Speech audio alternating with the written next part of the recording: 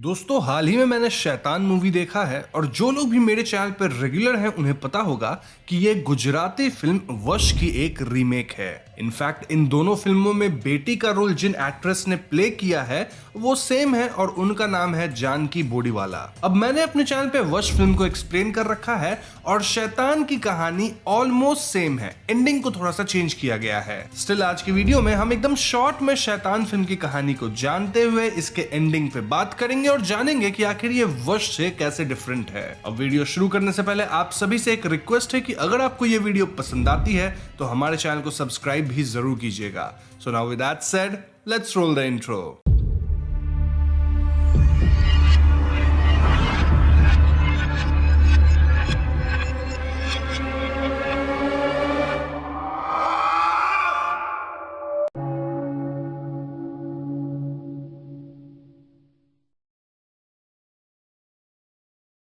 तो फिल्म की शुरुआत में हमें एक मरा हुआ चूहा दिखाया जाता है और एक अनजान आदमी पॉलिथीन बैग में इस चूहे को रख लेता है। फिर फिल्म की इंट्रो आती है और इसके बाद हम एक फैमिली को देख पाते हैं जिसमें 4 लोग हैं। यहाँ पिता का नाम कबीर है, माँ का नाम ज्योति, बड़ी बेटी का नाम जानवी और बेटे का नाम ध्रुव है। कार में जानवी अपने पिता से कहती है कि वो अपनी फ्रेंड्स के साथ लद्दाख ट्रिप पे जाना चाहती है and Kabir was not sure कि वो जानवी को इस ट्रिप के लिए अलाउ करे, लेकिन जानवी एकदम जिद करने लग गई थी और ऐसे में कबीर फाइनली मान जाता है। लेकिन कबीर के कुछ कंडीशंस थे, लाइक उन्हें जानवी के सभी फ्रेंड्स का नाम और फोन नंबर चाहिए था एंड मोस्ट इंपॉर्टेंट इज कि जानवी को हमेशा अपना लाइव लोकेशन शेयर करना है। जानवी इसके लिए मान जाती है और उसके फ्रेंड्स ट्रिप पे जाने से पहले ये फैमिली अगले दिन एक छोटी आउटिंग पे निकलती है। बेसिकली ये लोग अपने फार्म हाउस जा रहे थे और रास्ते में ये फैमिली एक रेस्टोरेंट में भोजन करने रुकती है। यहाँ खाने में ये लोग पराठा मंगवाते हैं और जानवी इस पराठा को खाने से मना कर देती है क्योंकि इसमें बहुत बटर था। कबीर यहाँ 2 चाय ऑर्डर करना चाहता था लेकिन उसके पास 20 रुपए छुट्टा नहीं था। ऐसे में वहां खड़ा एक अनजान आदमी अपने लिए एक चाय लेता है और 2 चाय कबीर की फैमिली के लिए भी ले लेता है। कबीर उसे अपने फैमिली टेबल पे इनवाइट करता है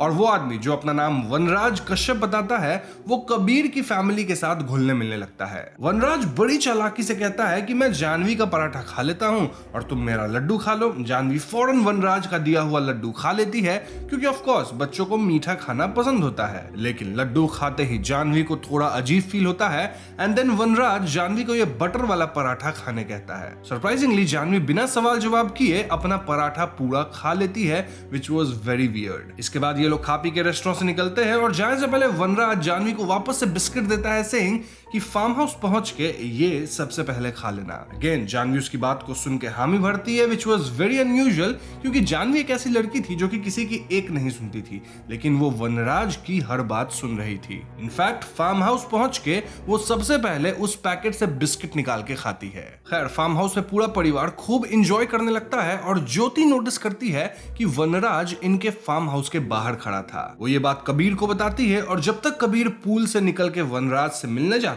जानवी उसे ऑलरेडी घर के अंदर बुला ली थी। वनराज का कहना था कि उसकी फोन डेड है और वो यहाँ के बस अपनी बेटी को फोन करना चाहता है इनके फोन से। कबीर को ये अजीब तो लगता है लेकिन वो वनराज की रिक्वेस्ट मान लेता है। हम देख पाते हैं कि वनराज यहाँ जानवी पे नजर रख रहा था और अब भी जानवी उसकी हर बात मान रही थी। ज्योति वनराज के घर में आने से खुश नहीं थी लेकिन कबीर का कहना था कि हम बस उसकी हेल्प कर रहे हैं और थोड़ी देर में वो चला जाएगा और मैं चेंज करके उस पे ही नजर रखूंगा। खैर जानवी वनराज से बात कर रही होती है जहां वो उसे अपने बॉयफ्रेंड के बारे में बताती है, देन अपने अपकमिंग लद्दाख ट्रिप के बारे में भी बताती है वगैरह वगैरह। वनराज कहता है कि तुम लद्दाख ट्रिप पे नहीं जा पाओगे क्योंकि तुम्हें तो मेरे साथ चलना है। वो जानवी को इस प्रस्ताव पे ओके बोलने कह रहा था और जानवी भी फॉर सम रीजन ओके बोलने के लिए कंपेल हो रही थी, लेकिन तभी ध्रुव जानवी की तरफ बॉल फेंकता है जिससे ये ऑकवर्ड इंटरेक्शन भंग हो जाता है। ध्रुव बार बार जानवी से खेलने को कह रहा था और ऐसे वनराज जानवी से कहता है कि आज तुम अपने भाई के साथ इतना खेलो कि आगे उसे खेलने का मन ही ना करे। इसके ठीक बाद जानवी जाती है और ध्रुव को स्विंग पे बिठाकर उसे बहुत जोर से झुलाने लगती है।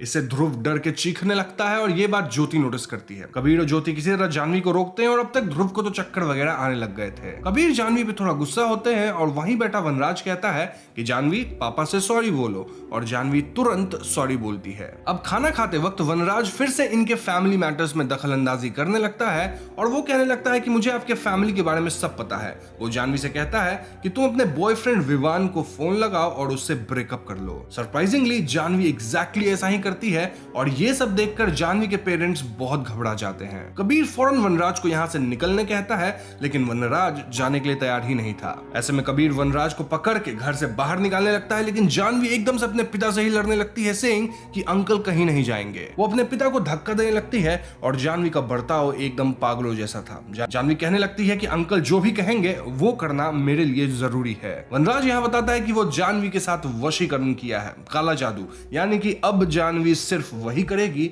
जो वनराज बोलेगा, क्योंकि जानवी वनराज के वश में है। डेमो देने के लिए वनराज जानवी को खड़ी होने देन बैठने के लिए कहता है और फिर यही काम बार बार करवाता है। इनफैक्ट उसके बाद रोने कहता है, हंसने कहता है, वगैरह वगैरह। ये सब देख ज्योति रोते हुए वनराज से पूछती है कि आपको हमसे क्या चाहिए। वनराज पहले तो इनका सारा फोन टैबलेट यहाँ पे रखवाता है और फिर जानवी से सारा फोन तुड़वा देता है। वनराज यहाँ जानवी को चाय पत्ती तक खिलवाता है और अपने ही पिता कबीर को थप्पड़ भी मरवाता है। अब वनराज जानवी से अपना पैर दबाते हुए कहता है कि मैं जानवी को अपने साथ ले जाना चाहता हूँ। बेसिकली वनराज चाहता था कि जानवी के पेरेंट्स उसका दान कर दे, यानी खुद कह दे कि जानवी वनराज के साथ जा सकती है। वैसे तो वनराज जानवी को ऐसे भी ले जा सकता है क्योंकि जानवी ऑफ कोर्स उसके वशीकरण के अंदर है, लेकिन अगर परमिशन नहीं मिलती है ना तो आगे चल के फ्यूचर में उसका वशीकरण टूट सकता है, क्योंकि दिल से जानवी अपने पेरेंट्स को याद करती रहेगी। इसीलिए पेरेंट्स की परमिशन जरूरी है और कबीर एंड ज्योति को यह कहना है कि वो अपनी बेटी का आजीवन अर्पण कर रहे हैं। ऑफ कोर्स कबीर इसके लिए तैयार नहीं होता और ऐसे में वनराज कहने लगता है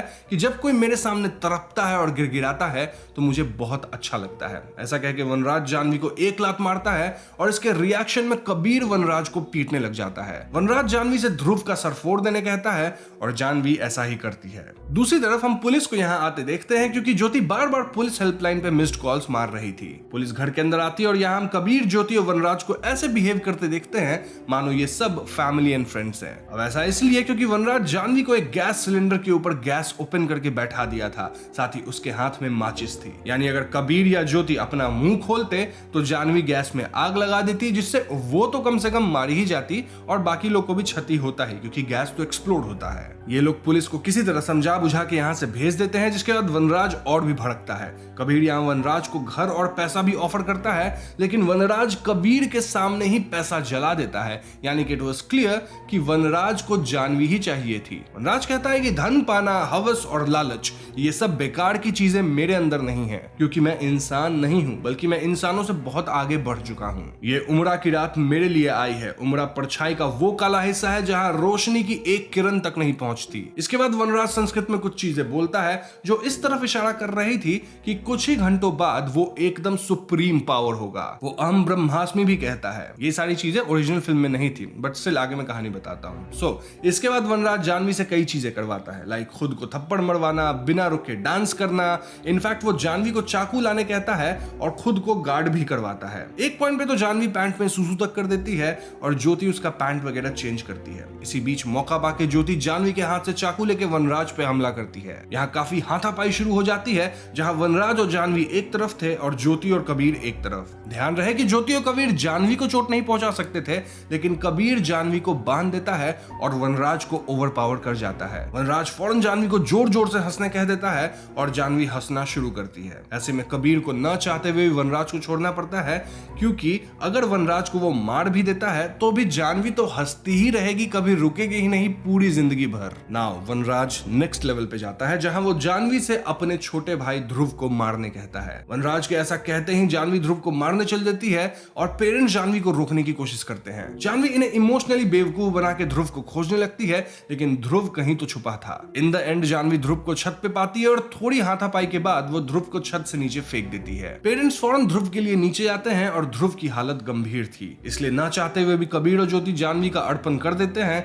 जिसके बाद वनराज जानवी के साथ यहाँ से निकल लेता है। उसके जाते ही कबीर अपनी बीवी ज्योति से ध्रुव को हॉस्पिटल ले जाने कहता है। मीनवाइल वो खुद जानवी के लोकेशन को ट्रैक करते हुए वनराज का पीछा करता है। बेसिकली जब इनके बीच हाथापाई हो रहा था घर के अंदर, तब कबीर कभी तो जानवी के फोन का लोकेशन ऑन करके उसके पास ही रख दिया था, यानी अब वो जानवी के रियल टाइम लोकेशन को ट्रैक कर सकता था एक फोन का जुगाड़ करके। वहीं दूसरी तरफ हम वनराज को अपने अड्डे पे पहुंचते देखते हैं, जहां वो कई लड़कियों को अपने वशीकरण का शिकार बना के रखा था। वो कहता है कि आज की रात वो जानवी और बाकी लड़कियों को आजाद कर देगा। देन वनराज खुद को किसी तरह के रिचुअल के लिए तैयार करता है और हम सभी लड़कियों को ट्रांस स्टेट में देखते हैं। हम समझ पाते हैं कि वनराज कुछ यज्ञ जैसा कर रहा है, जहां वो इन सभी लड़कियों को अग्नि कुंड में कूदवाने वाला है, यानी उनका बलिदान देने वाला था। मीनवाइल कबीर किसी तरह लोकेशन पे पहुंचता है और कुछ लड़कियां जो कि गार्डिंग कर रही थी वो कबीर पे हमला करती हैं। कबीर इन सब से लड़ते हुए फाइनली आग वाली जगह पे पहुंचता है और वनराज कुछ देर के लिए अपना रिचुअल रोकता है। कबीर को घसीट के वनराज के पास ले जाया जाता है और इस पॉइंट पे वनराज अपना प्लान बताता है। दरअसल इन सभी लड़कियों की बलि देने के बाद वनराज की शक्तियां इतनी बढ़ जाएगी कि वो किसी से सिर्फ नजर मिला के उन्हें अपने वश में कर पाएगा। उसे किसी को लड्डू या फिर पेड़े खिलाने की जरूरत नहीं पड़ेगी। वनराज कहता है कि सभी भगवान के गुलाम है, लेकिन कुछ लोग इस लायक नहीं होते। अब मैं सभी को अपने वश में करूंगा और मैं उनका भगवान बनूंगा। बेसिकली वनराज यहाँ पूरी दुनिया को अपने वश में करने का प्लान कर रहा था। इसके बाद वनराज फिर से अपना रिचुअल शुरू करता है, जहां वो काली कठपुतलियां आग में फेंक रहा था और लड़कियां धीरे धीरे आग की तरफ बढ़ रही थी। अब इससे पहले वनराज अपनी आखिरी लाल वाली कठपुतली फेंकता, जिसके बाद सारी लड़कियां आग में कूदने वाली थी। कबीर उस पे आग वाली लकड़ी से हमला करता है और इससे पहले वनराज कुछ बोलता, कबीर उसका जीभ ही काट देता है। कबीर वनराज के जीभ को आग में फेंक देता है और यहाँ सारी लड़कियां कबीर पे हमला बोल देती हैं। तभी एकदम से वनराज की आवाज आती है, सेइंग कि तुम पहले की तरह नॉर्मल हो और मैं तुम्हें हमेशा हमेशा के लिए आजाद करता हूँ। ये सुनते लड़कियां रुक जाती है और आजाद हो जाती है। अब यहाँ आता है कहानी में ट्विस्ट, जहां हम समझ पाते हैं कि पूरे इवेंट्स के दौरान कबीर अपने पॉकेट में एक वॉइस रिकॉर्डर रखा था। इनके फार्म हाउस पे एक ऐसा सिचुएशन आया था जहां वनराज इन्हें टॉन्ट करते हुए, मतलब इन्हें चिढ़ाते हुए कह रहा था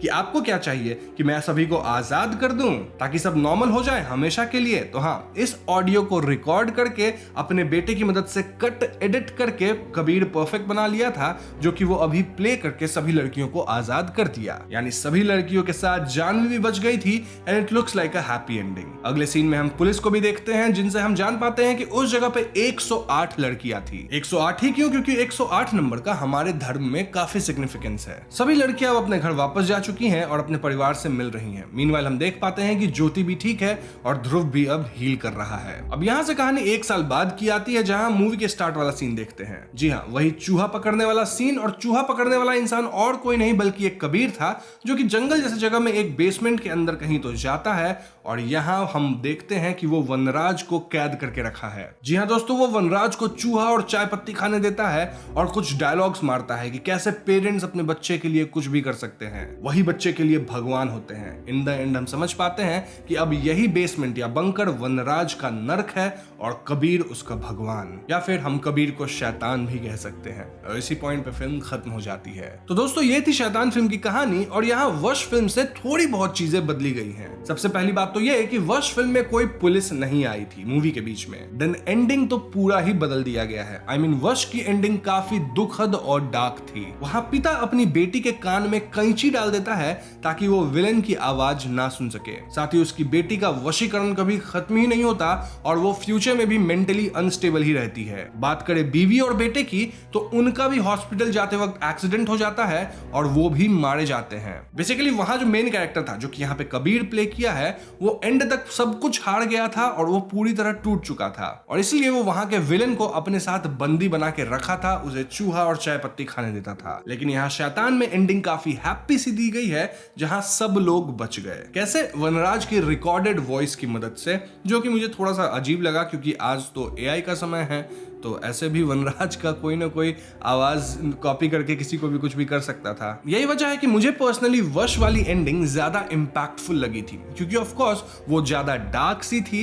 इनफैक्ट उसमें इमोशंस भी एंडिंग में ज्यादा थे और हमें लगता है कि भाई कुछ बहुत बुरा हुआ। वैसे एक और बात क्लियर है कि हाँ, शैतान मूवी की जो बजट है वो वश से काफी ज्यादा बड़ी दिख रही है। और हाँ, वश मूवी में ये पूरे दुनिया को कब्जा करना ऐसी चीजें नहीं थी। वो बंदा लड़कियों को इसलिए पकड़ के ले जाता था ताकि वो अपना काम काम करवा सके, उनके साथ रह सके। यहाँ शैतान में एक अलग एंगल दिया गया है कि कैसे वनराज पूरी दुनिया को ही अपने वशीकरण में लाना चाहता था।